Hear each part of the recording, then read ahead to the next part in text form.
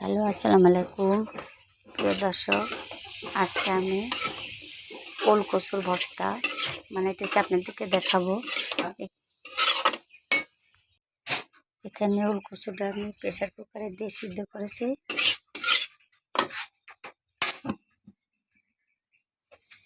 এবার কড়াইতে এই যে পেঁয়াজ, রসুন, কাঁচামরিচ আগে ভেজে নিয়েছি।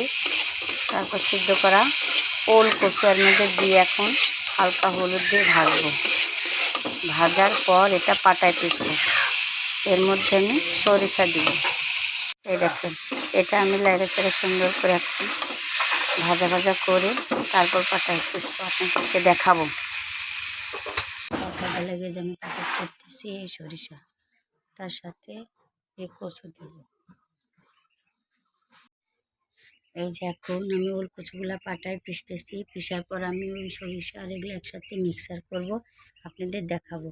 এই ভর্তাটা অনেক মজা, একবার হলো বাড়িতে ট্রাই করবো।